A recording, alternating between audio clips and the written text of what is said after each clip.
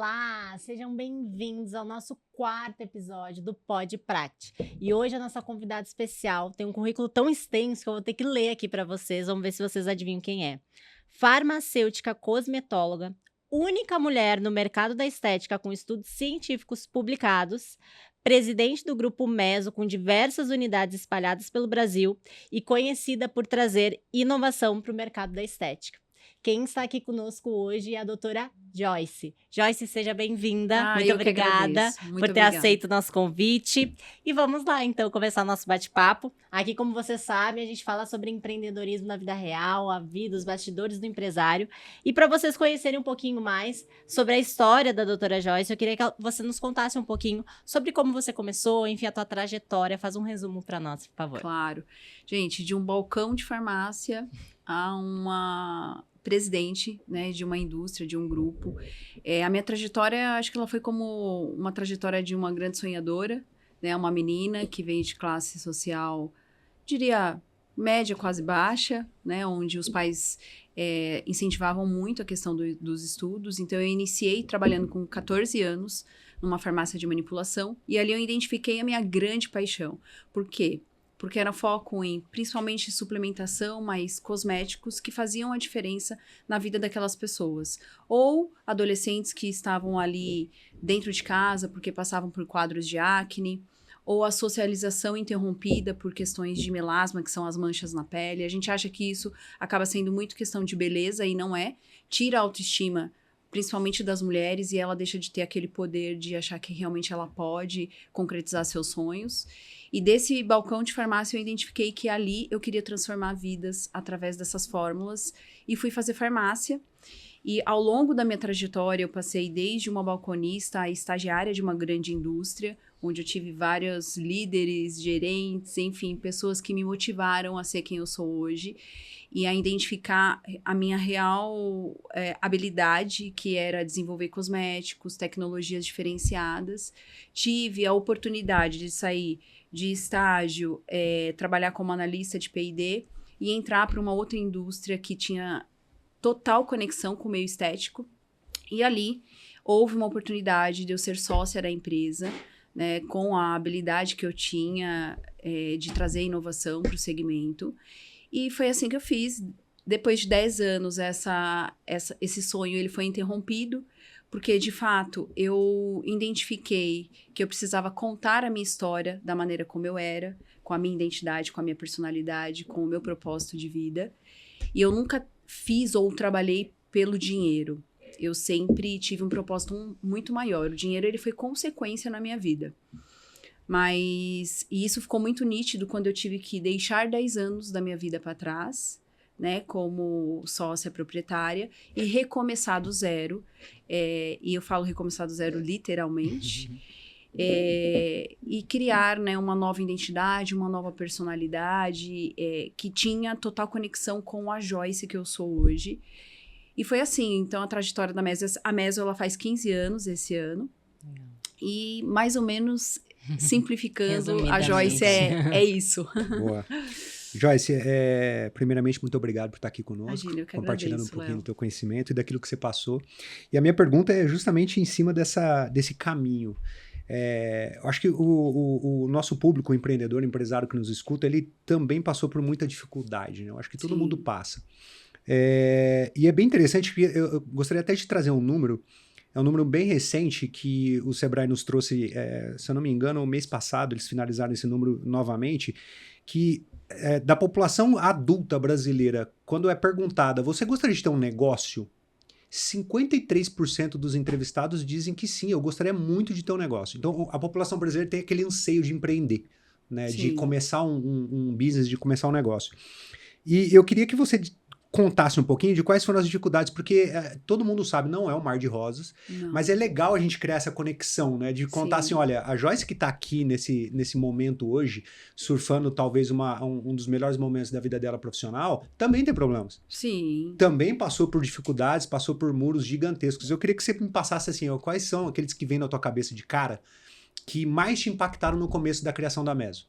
Eu acho que o que mais me impactou, falando abertamente para você que é empreendedor, que está do outro lado da telinha, é o recomeço. O recomeçar para muitas pessoas é desafiador e requer coragem, né? Eu acho que empreender é você ter coragem de ousar a sonhar mais, mas, lógico, ter os pés no chão. Então, para mim, o recomeço... Porque o meu recomeço não foi com dinheiro. O meu recomeço não foi, nossa, agora eu tô num patamar da minha vida que eu tenho tanto dinheiro que eu posso investir em um novo negócio. Foi, literalmente, deixar uma sociedade sem receber, e isso não vou entrar no mérito e recomeçar com aquilo que eu sabia, né? A minha habilidade maior. Mas eu falo para você que tá recomeçando, que você tenha coragem, porque o recomeço não é do zero. Você já criou várias habilidades no decorrer da sua trajetória, coisas que você pode errar, não vai errar novamente.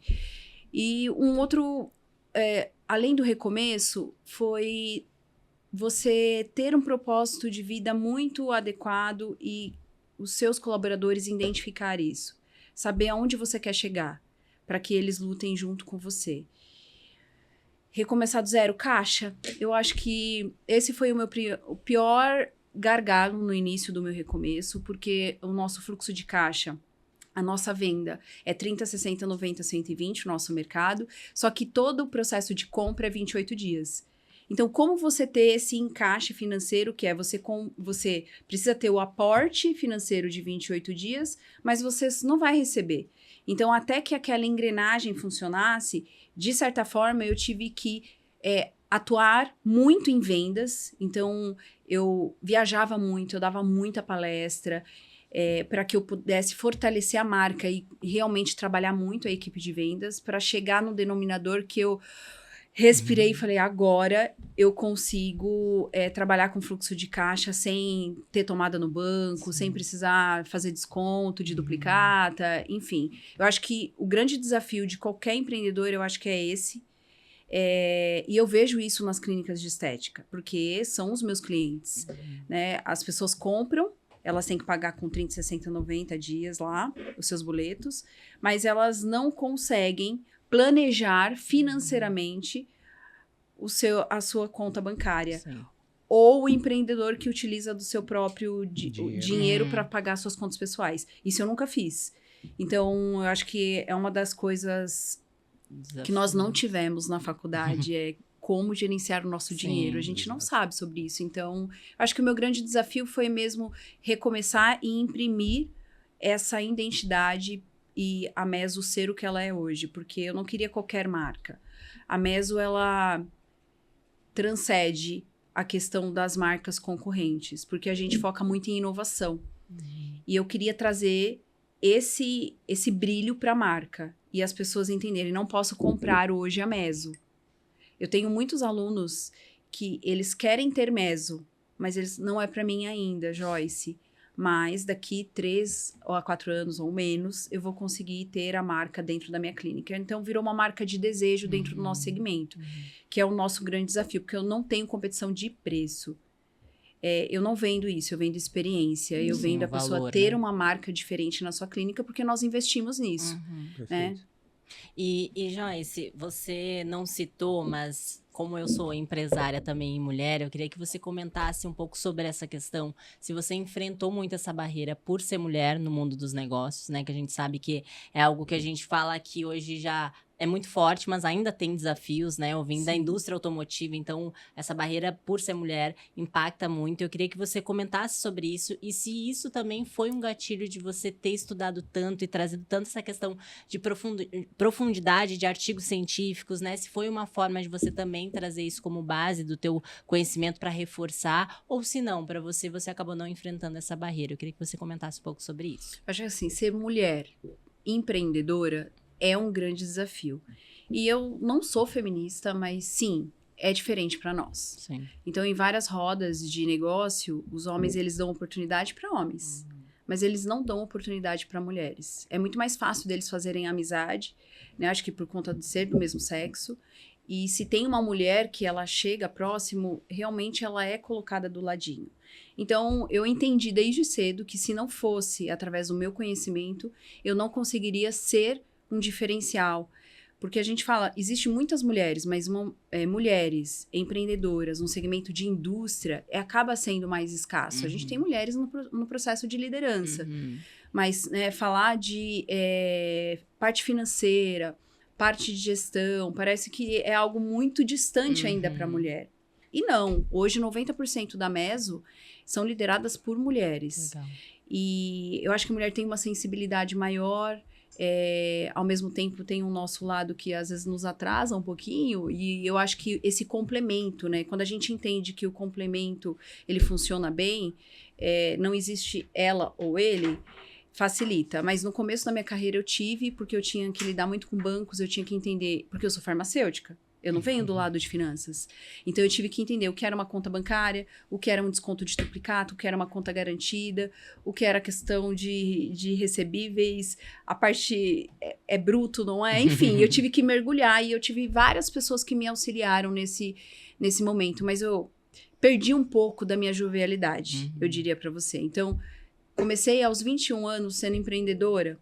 Então, quando eu entrava numa sala de reunião, eu era muito séria. Eu falava de forma bem... não era ríspida, mas eu tinha que pontuar e dar a minha identidade, porque senão não tinha respeito. Sim. Né? Então, eu passei por tudo isso.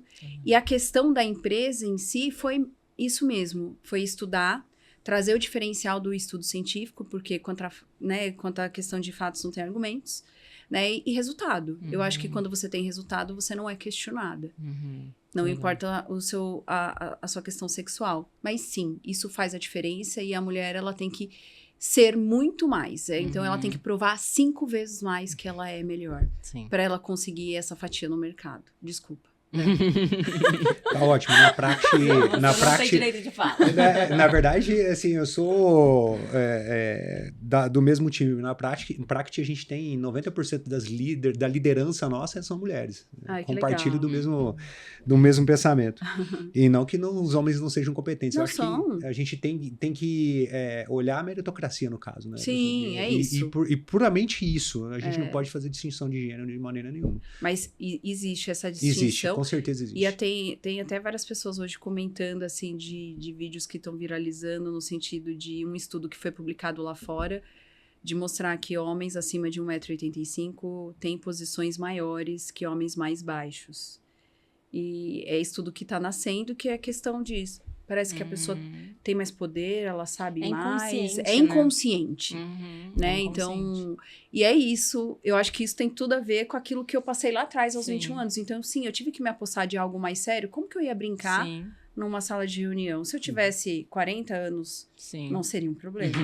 Mas tão nova, isso seria um problema. Porque aí você tem vários julgamentos ali, né? Da sua idade, por ser mulher, enfim. Então, você tem que trazer essa postura muito mais do que se fosse um homem, por exemplo. Hoje eu acho que é bem menos. Sim. Eu acho que com a questão das redes sociais, né? Ficou mais leve. Então, a mulher consegue ser ela mesma. Sim. E até porque a gente começou a ver várias figuras femininas, né? Nesse papel. Então, é uma mudança, né? Mas ainda é um processo. Mas ainda bem que a gente vem assistindo uma melhora nesse quesito. Não só no lado do empreendedorismo, que a gente está vendo mais mulheres empreendendo e tendo a condição de poder prosperar, mas no lado corporativo também. A gente vê mulheres galgando mais degraus. Mas ainda é uma luta grande que a gente precisa, todo mundo travar, não são só vocês, a gente tem que se colocar nisso também. Né? Mas eu pegando esse gancho de empreendedorismo feminino, vocês têm uma rede de lojas hoje, né? Sim. Eu não sei quantas lojas vocês estão usando. Hoje a gente está em 11 estados. 11 estados. E ao todo, quantas lojas nesses estados? A gente tem uma em cada, porque são nossas, mas a gente tem a rede de franquia. Ah, legal. E essa rede de franquia está com quantas lojas? Mais ou menos umas 11. Então, seria em torno de 20, 25, por aí. Muito bom. A minha pergunta é justamente em cima disso, porque hoje a gente tem empresários que têm a sua marca já pré-estabelecida, ele já tem seu público, tem seu mercado, e ele está pensando em expandir. Sim. Ele acredita que chegou o momento. Que tipo de dica você daria para esse cara que está querendo expandir? O que ele deveria pensar do lado da franquia? O que ele deveria pensar do lado da rede própria? Ou um híbrido do jeito que vocês fazem hoje? Sim. O que você poderia passar para esse cara que está aí naquele momento para expandir os negócios dele, expandir a marca dele? Acho que a loja física é uma maneira da gente regionalizar a nossa marca. Né? O nosso foco principal de abrir novas lojas foi da gente ter uma dificuldade, talvez, de chegar ao consumidor de uma região, por exemplo, Santa Catarina, Sul, que tem uma particularidade de atendimento. Né? Então, assim, a forma como eles falam. Então, a gente entendeu que fazia sentido a gente gerar negócio nessas regiões para a gente ter essa empatia com o outro lado do cliente. E um outro ponto, né? A loja física, propriamente, ela não pode ser analisada como uma loja de ponto de venda. Porque hoje não tem mais isso. Hoje as pessoas se consomem muito pelo e-commerce. Né? Então, assim, o que você pode gerar, de fato, de experiência para o seu cliente? A experiência mesmo, ou de vários cursos que você pode trazer para sua loja, para você realmente colocar em prática. Hoje, as marcas que mais investem na parte educacional que são destaque. Esse também é um das nossas veias. Então, não posso trazer o educacional? De repente, você pode trazer eventos para dentro da sua loja? Não posso trazer eventos, um processo de experiência? Hoje, o consumidor final, ele se conecta à sua marca pelas experiências vividas dentro da sua marca. Para vocês terem uma ideia, a gente fez um evento onde tinha várias práticas. Imagina uma sala com mais de 100 macas, cada uma fazendo um procedimento uma na outra e sentindo sensorial, práticas, o que o produto tinha de diferente, né? De um dia todo de imersão. Como sai essa cliente? Totalmente conectada à marca. Então, eu acho que lojas físicas, elas são ainda bem aceitas por essa questão de você atuar com essa pessoa e aumentar seu faturamento na região. Mas, ao mesmo tempo, desse novo cliente, eu acho que você tem que trazer muita experiência.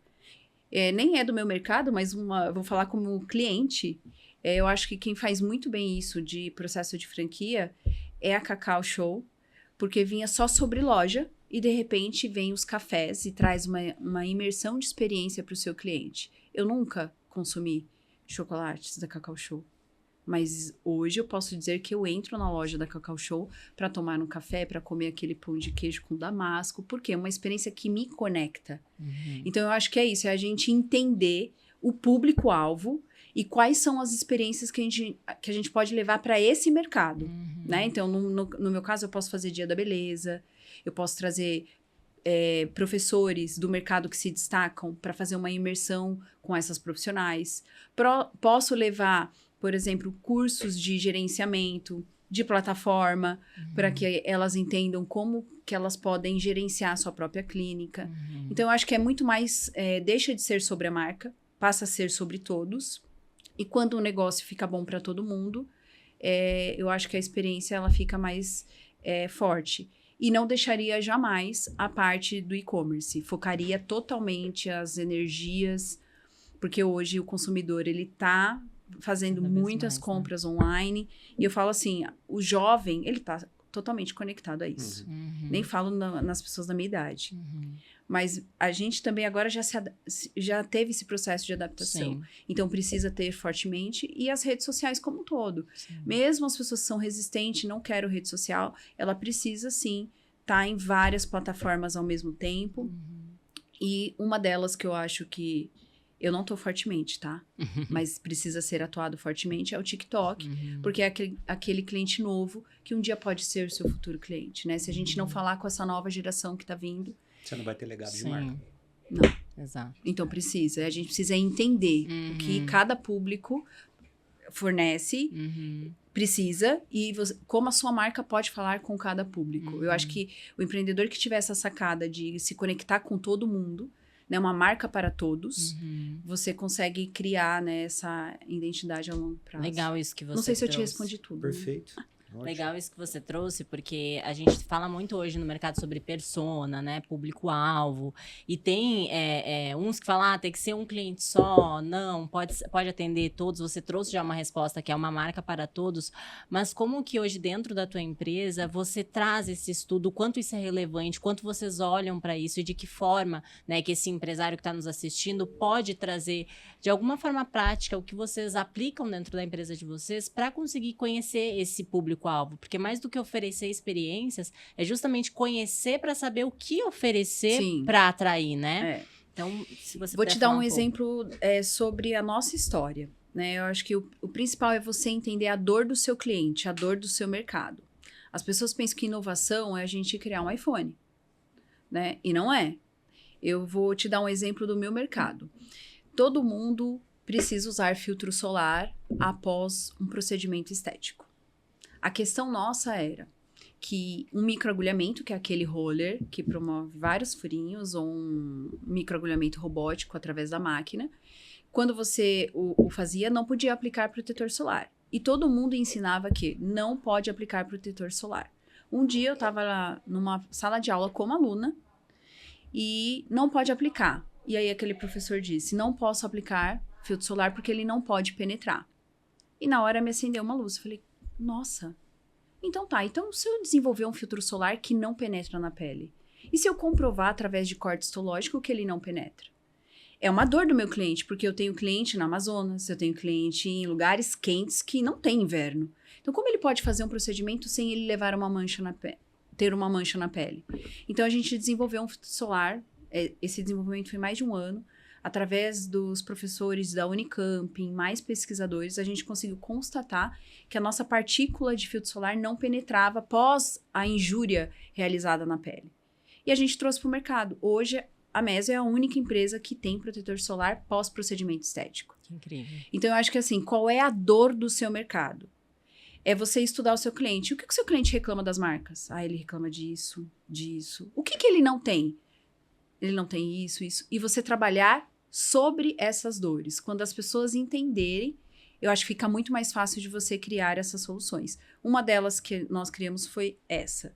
E falando de mercado como um todo, a gente estuda a todo momento. Então, a gente tem a equipe de marketing, que também estuda o mercado, analisa as tendências. Temos agências que cuidam também das redes sociais, trazem as novidades que, para nós, muitas vezes, a gente, né, tem uma resistência a aceitar o novo, mas a gente sempre está ávidos a entender. Ok, isso agora é moda? O que faz sentido para minha marca eu colocar nessa nova geração? Ok, eu não vou fazer dancinhas porque não conecta a minha marca. Mas como eu posso falar com esse consumidor que é tão jovem? Eu posso trazer pessoas mais jovens vendendo uma ideia diferente para eles. Então, hoje a Meso faz isso, estuda cada plataforma, identifica a real necessidade e vai trabalhando, mostrando a Meso nas suas vertentes, nas suas facetas de maneira diferente. Legal. Fiquei curioso agora para trazer um assunto clássico, mas na visão inovadora de vocês, da Meso. É um assunto bem clássico mesmo, que é a gestão de pessoas. É uma pasta que, quando a gente fala sobre o assunto também, ela gera um pouco de reticência, né? As pessoas falam, pô, gerir pessoas é difícil, são seres humanos, são realmente seres humanos, não são robôs, né? Eles são dotados de emoções, sentimentos, momentos. O desafio que a gente tem hoje para manter essas pessoas engajadas, motivadas, absorvendo a cultura que a gente quer colocar na nossa marca, né, na nossa organização, que é um ponto muito importante. Como fazer isso funcionar? Como fazer para que essas pessoas consigam entender aonde elas trabalham, como elas têm que se desenvolver, como elas têm que entregar para aquela marca, de acordo com aquilo que a gente está imaginando para a marca, para a organização, mantê-las motivadas num mundo que hoje todo mundo, pô, o mundo tá doido, o mundo tá louco, né? Tá todo mundo passando por dificuldade. Como manter as pessoas motivadas e engajadas de uma forma mais profunda naquilo, no nosso propósito? Olha, a gente tem 100 funcionários. Eu vou te dizer que é o nosso grande desafio até hoje. E eu acho que conforme os anos vão passando, essa percepção, ela vai piorando. Por quê? Porque as pessoas hoje estão cada vez mais imediatistas, as pessoas cada vez mais estão menos empáticas, e isso eu estou falando de forma geral. Sim. E a gente quer resultado rápido. Isso falando da própria colaborador que trabalha com você e você como empreendedor. Eu acho que o grande desafio está em treinamento, que é uma das coisas que a gente quer colocar muito em 2024, é treinamento e a questão de soft skills. É trabalhar a parte comportamental, porque hoje você encontra muitas pessoas que têm habilidade, mas a parte comportamental acaba afetando o seu desempenho. Então, eu acho que quando você entende isso e trabalha treinamentos, eu acho que os treinamentos eles têm que ser trimestral. Acho que tem que deixar muito claro a visão de empresa, aquilo que você tem como propósito, ter um departamento pessoal que consiga também ter a empatia e trazer o lado mais humanizado entre o empreendedor que está nessa ponta e também ao colaborador, que eu acho que isso é uma grande dificuldade das pessoas, de entender o outro e também trazer ele para próximo da empresa. E resultado, né? Eu acho que sabe qual é o grande problema de 2024? Que os resultados muitas vezes não estão sendo atingidos. E como você ficar feliz se você não atinge resultado? Então, eu acho que é muita conversa, a gente trabalhar muito... O que a gente faz muito é brainstorm na Meso. Então, assim, deu algo errado? Tá passível. Todo projeto pode dar algo positivo e algo negativo. Então, a questão é sentar e falar assim, não gostei disso, achei que esse resultado poderia ser melhor aqui. Nós fazemos muito jornadas de live. Eu lanço produtos através de live. Eu tenho feiras, mas eu lanço através de live. Então, quando termina, não são todas as lives que eu posso te falar, nossa, eu consegui atingir o resultado que eu coloquei como meta. Mas, hora que vem todos os relatórios, a gente senta e fala, olha, aqui a gente não trabalhou bem, faltou isso, aqui a gente precisa melhorar. Então, a gente faz reunião com a agência, coloca todos os pontos negativos. Realmente, Joyce, vamos melhorar aqui e afinar o machado. Vai para a equipe interna, olha, poderemos melhorar esse processo de comunicação. Então, eu acho que assim, o brainstorm ele tem que ser diário em cada projeto, para ficar muito claro aquilo que a empresa tem de expectativa e aquilo que o colaborador está entregando. Mas eu já trabalhei em várias vertentes financeiras do nosso Brasilzão. E eu posso te dizer que eu acho que quando você coloca campanhas mensais, bimestrais, que você tá com um time engajado, ele performa muito bem. Entrega, né? Sabe? Brincadeiras. Sim, tira leite de pedra. Tira leite de pedra. A nossa meta é vender, eu tô dando uma coisa básica, né? Sei lá, você vai vender 100 peças dessa xícara. Então, vamos fazer número 1, número 2, número 3. Aquele que conseguir vender mais, meta 1, meta 2, meta 3. As pessoas, elas são movidas à competição. Sim. Quando isso é saudável, eu acho que você mesmo... Qual é o resultado? E a gente coloca em TV. Então, eu percebo que quando isso é muito nítido para a equipe, as pessoas trabalham de maneira muito mais eficiente. Com certeza. E facilita o processo até mesmo lá do teu início de você sair do operacional, né? Porque a gente começa muito no operacional. E para sair disso, a gente precisa ter controles, a gente precisa ter indicadores, a gente precisa criar estratégias, enfim. E aí, fazendo um gancho para a próxima pergunta, como que foi esse processo para você, né? Lá do início até hoje, imagino que você já foi muito do operacional, hoje você consegue estar mais na parte estratégica do teu negócio, mas o que você acha que foi fundamental para você poder fazer esse processo? Porque hoje uma das dores do nosso empresário é ter o seu tempo engolido pelo operacional da empresa, né? Sim. E não conseguir pensar em estratégia, não conseguir analisar um relatório para poder fazer um brainstorm, para poder trabalhar na melhoria contínua. Então, se você pudesse trazer alguma dica, algum insight para ele poder sair desse operacional e ir mais para essa parte estratégica, o que você acha que é fundamental, né? O que ele poderia aplicar para ter isso na empresa dele? Eu acho que o delegar para o empreendedor é muito difícil, porque um empreendedor, eu não estou falando o investidor, mas o empreendedor nato, ele é um pouco centralizador, porque aquele negócio é a vida dele. Então, ele se entrega com muita paixão. E muitas vezes ele quer participar dos projetos como um todo. Então, eu acho que quando você tem pessoas estratégicas dentro da empresa que você pode contar e aquela pessoa entende também aquilo que você quer, fica muito mais fácil. Então, eu diria, investir em pessoas. Se você não pode, nesse momento, investir em pessoas, talvez delegar, colocar procedimentos dentro da empresa. Não tantos procedimentos, mas procedimentos que viabilizam. Essenciais, né? Essenciais. Eu posso falar por mim. Né? Não sou uma gestora de tempo que eu posso falar, nossa, eu tenho tempo para tudo.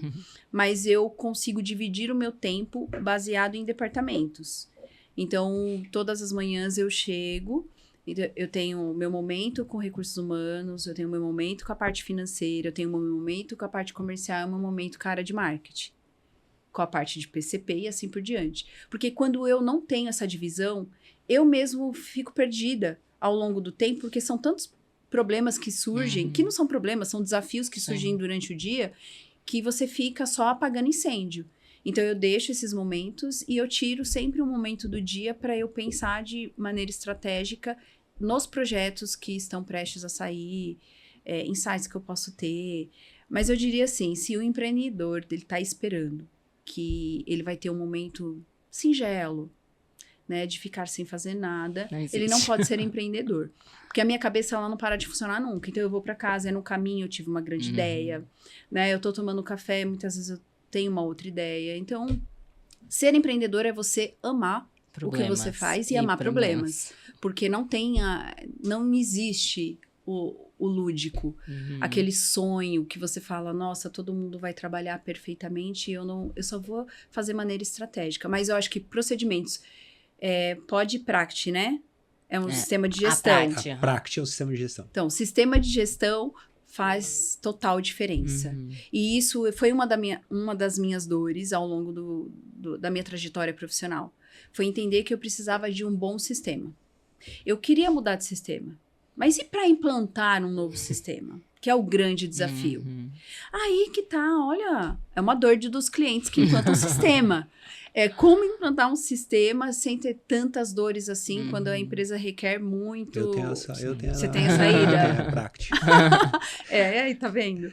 Então, essa é a questão. Então, ao longo do tempo, a gente iniciou com 3 funcionários. Hoje a gente tem 100. Sim. Mas foi colocando procedimentos e deixando as pessoas irem. Mas eu vejo grande parte das coisas quando tá no final. E uma das coisas é sistema e todo mundo seguir a cartilha. Né? Não tem como. Mas quando você tem um CRM definido, quando você consegue identificar as principais dores da empresa, é saber quais são seus clientes que não compram mais com você, quais são os seus clientes que não compram mais com 30, 60 dias, 90 dias, para que você possa fazer uma tomada de decisão.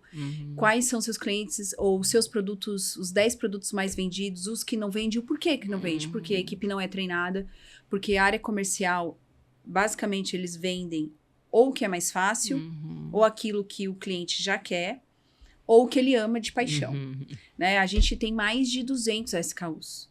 Então, se a gente não treinar a equipe de forma mensal, a gente não consegue desenvolver. Só sai o top 10. É a máxima de se não enxergar, não faz gestão. Não tem como. Então, precisa de números. E isso, sistema faz toda a diferença numa empresa. Com certeza. É primordial. Joyce, você falou no começo da nossa conversa aqui sobre inovação e você disse uma frase muito legal, falou assim, inovação não é produzir um iPhone todo santo dia, né? Não. É muito legal porque é também um paradigma. As pessoas falam, preciso inovar. Aí ela já pensa direto no foguete do Elon Musk. Sim.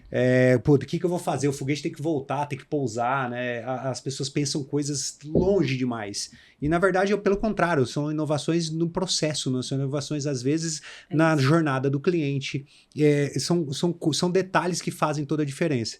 Eu queria que você falasse um pouquinho do como você vê a indústria de estética no Brasil e como que a gente consegue acoplar inovação nessa indústria. Como que vocês olham a indústria de estética e conseguem criar inovação para esse pessoal que está nos assistindo entender como que vocês raciocinam isso? A área da estética, ela evolui como moda, né? Então, e a estética, cosmético, é como se fosse um setor de moda. O que era bom no passado, muitas vezes vem reformulado para o futuro. Então, uma das nossas vertentes é entender a demanda do mercado.